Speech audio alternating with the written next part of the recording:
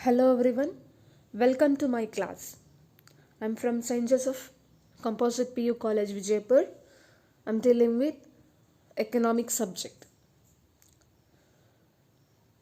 In the last episode, we have discussed about the utility analysis as well as the relationship between the utility as well as the satisfaction.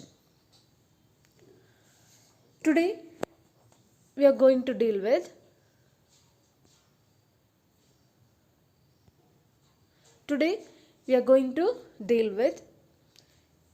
basic approaches of consumer behavior theory. What are the basic approaches of the consumer theory? So there are mainly two approaches in consumer behavior theory.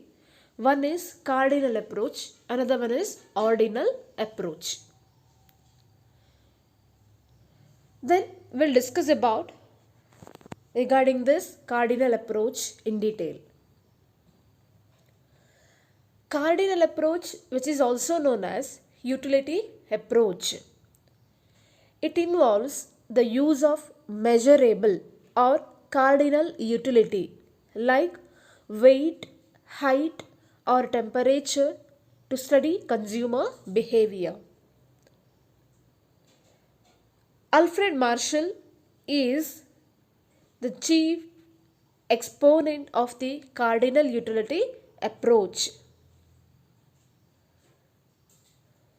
And also this cardinal utility, here we can measure, that is in terms of cardinal numbers.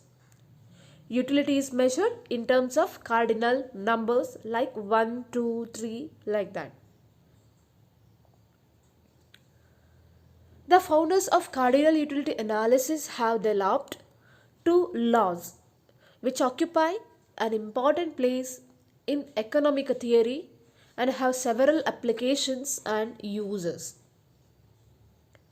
The two laws are: one, law of diminishing marginal utility; second one, law of equi-marginal utility.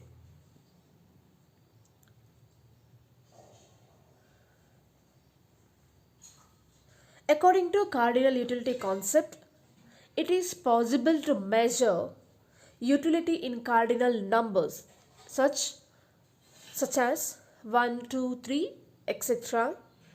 And also cardinal numbers refers to those numbers that can be added, subtracted or multiplied. That means we can add it or we can subtract it or we can multiply it.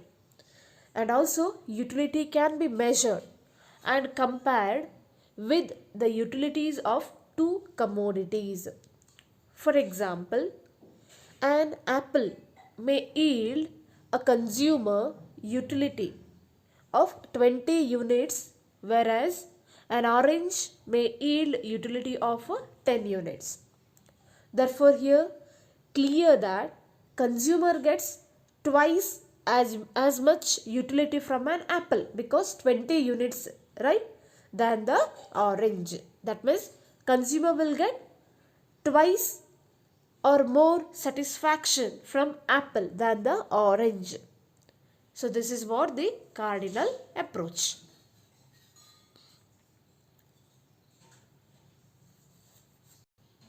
Another one, ordinal approach. Modern economists like J.R. Hicks and R.G.D. Allen and other economists supported the ordinal approach. Here, under the ordinal approach, utility is measured or utility is obtained, that is through ranks or order. They maintain that the theory of consumer behavior can be explained without the use of the concept of measurability of utility. According to ordinal utility concept, utility cannot be measured but it can be compared. Means comparison we can observe in the ordinal approach. And also consumer is supposed to rank or order utility obtained from the consumption of different commodities as first, second, third, etc. The ordinal concept permits to say that consumer prefers apple to an orange, but it does not indicate how much. In other words, only the preference of a particular consumer for one type of goods in comparison with another type of good is represented by utility.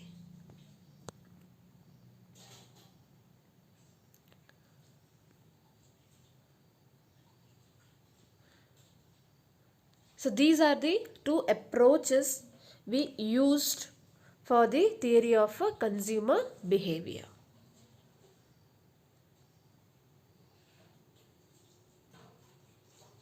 Next, we'll discuss about the concepts of utility. Then, what are the concepts of utility? People buy goods because they get satisfaction from them. Economists measure utility in imaginary units called utils, and it is necessarily to understand the concept of initial utility, total utility, and marginal utility. So there are mainly three concepts of utility, that is initial utility, total utility, and marginal utility. First, we'll discuss about the initial utility. What is initial utility? Initial utility refers to the utility that is derived by consuming the first unit of a commodity. That means a consumer, if he consumed a commodity and if he get utility for the first time, that is called as initial utility. That means starting utility.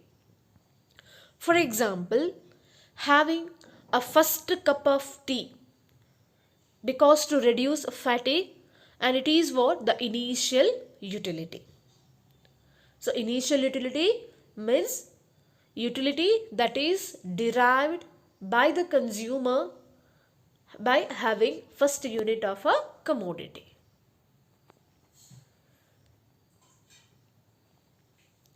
Then second one, total utility.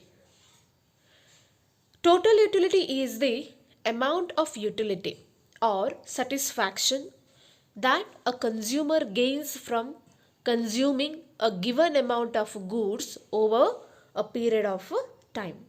That means total amount of utility or satisfaction gained by the consumer.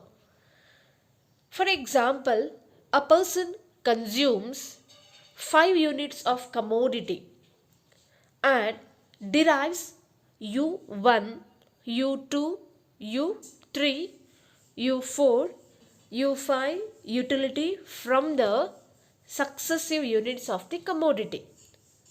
Then the total utility will be, we can write like this, TU means total utility is equal to U1 means utility, U1 means unit 1 plus U2 plus U3, U4 like that.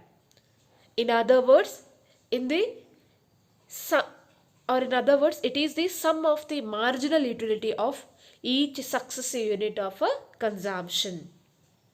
So this is what the total utility. And next one, marginal utility. Then what is marginal utility? It can be described as the extra satisfaction that a consumer gets from consuming additional unit of a goods. That means when a consumer having extra commodity and he will get additional satisfaction. More precisely, it is defined as addition to the total utility obtained from the consumption of one more unit. For example, the marginal utility of the second unit of a goods is the change in the total utility resulting from consuming the second unit of the goods. And thus we can write the formula like this: MUN means marginal utility of n commodity is equal to TUN minus TUN minus 1. Means MUN means marginal utility of n units, TUN means total utility of n units, and TUN minus 1 means total utility of n minus 1 in the units. So this is what the marginal utility. Thank you. So these are the